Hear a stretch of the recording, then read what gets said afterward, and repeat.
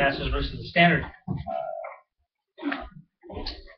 Toastmasters chapter is there's always a huge difference in technical background. You got people that are very bits and bytes technical, and then you have people that are much higher level. So you have to figure out how you're gonna speak to everybody in the room. And this presentation I'm going to be giving is obviously I'm going to have associates that are coders and low level, but there's going to be some managers there who have coded in 20 years, and we have some visitors from our office in Paris that are going to come, and so their English isn't the best, and so that's going to be an interesting challenge.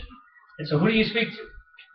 And so this is a presentation that I'm going to give, and I'm going to start out at kind of a high level. I want to talk about localization a little bit. And it's really applicable, today with all the mobile apps that we have. Now, how many here have ever had to implement a localization solution where they had to support multiple languages? Okay, I was expecting to see more than that. I'm surprised.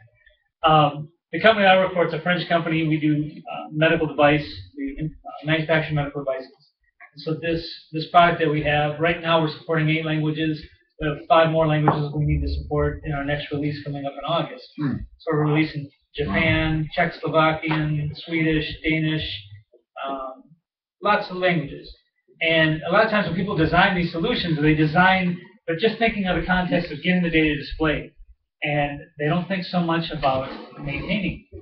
And so we have a company a third-party company, that we send all these translations out. We have about 3,000 words and phrases that we need translated. And we had this idea of, okay, well, we're going to send you the English in an Excel file, and you do the translation, and you send us back the Excel file, and I'll write a tool that will import it into our system. Well, then somebody came and they said, well, we want to translate it Japanese, but our translator doesn't speak English. He wants it to go from French to Japanese. So I thought, okay, so I've got to extract the French and then create this Excel spreadsheet, and then when they get the translations, get that back in the system. And so there's a whole aspect that when the designers designed the system, they didn't really think about how to maintain and provision all of these translations. And they created this very elaborate, normalized database that made things really kind of slow and cumbersome. So I've designed a different solution. I'm actually using it on a project that I'm working on for my own company, and I'm introducing it to my company, Storm. So before I get started, so speaking to some more of the higher level folks, when we come to translations, hopefully you can all see my slides on your screen. Raise your hand if you do not. We've broken our system up into 2 types of data. There's static content and data-driven content. Static content is stuff that never ever changes. So stuff that's like right on the login page, labels and so forth. So if you said first name, and you got an input box, that first name is a label that's never going to change. That's static content. And Microsoft with ASP.NET has a framework that they support using these resx files, and it works great. And so we're going to continue to use those resx files, and I have a process for managing that. But that's not what I want to talk about. I want to talk about the data-driven content. So stuff that you see in this drop-down. So right now the language that you're looking at is Italian, and so those are all of the languages that we currently are supporting in Italian. Now, the reason I say there's data that never changes, it's static. But then there's data that does change. It usually gets added to. So we're going to add new languages. We're going to add Czechoslovakian, Japanese. So in our next release, you're going to see Czechoslovakian and Japanese and the other languages that we're going to support in this drop-down list. And so that data-driven content, we're managing in a database. And we're looking at how many people here have ever used Entity Entity Framework?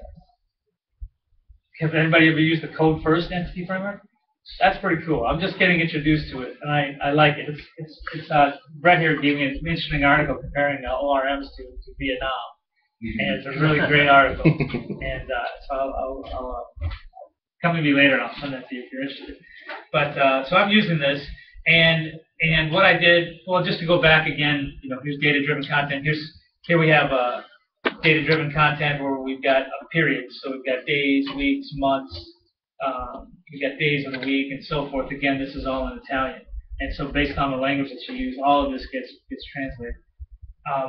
But what I did is I came up with what I thought is, okay, let me just think of this in object-oriented terms. How would I want to do this?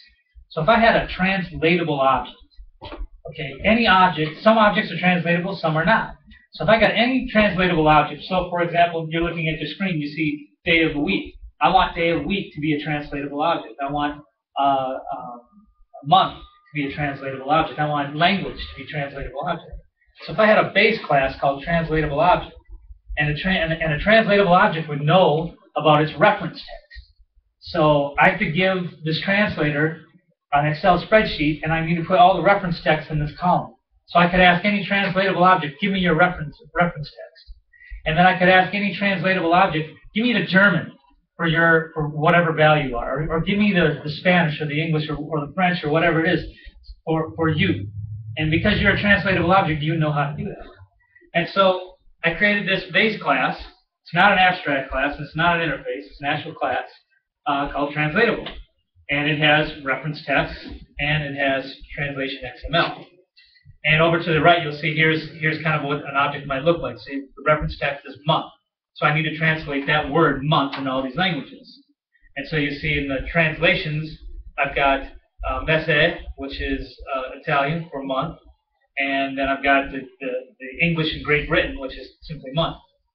And I can ask this translatable object, give me the translation for, and I can pass it, IT for Italian, and it'll hand me back the Italian. And then I created these other objects that inherit from translatable. And for most of them, they just have an ID. But if you'll notice time zone, I've actually extended it. So time zone, it not only has an ID, but it has an offset for the universal time. And when I created this object model and I executed it and generated the database, it created a set of tables that look like this. So you see all of those tables have their reference text and their translation XML. And so now whenever I'm using any of these objects to display in my drop-downs or what have you, I can ask any of them, give me your translation for German or for French or for whatever language the user who's logged in has set. So this is how I've designed the translation framework, and so far my tests have been going well. What I usually start out with is, for example, for month, I'll have the word month, and then I'll put in month, FR for French, and month, GR for German, so that I can test and verify that the framework is working, and then import the translations later. So this is how I'm implementing the translations and for the database side of things. And thank you for your time.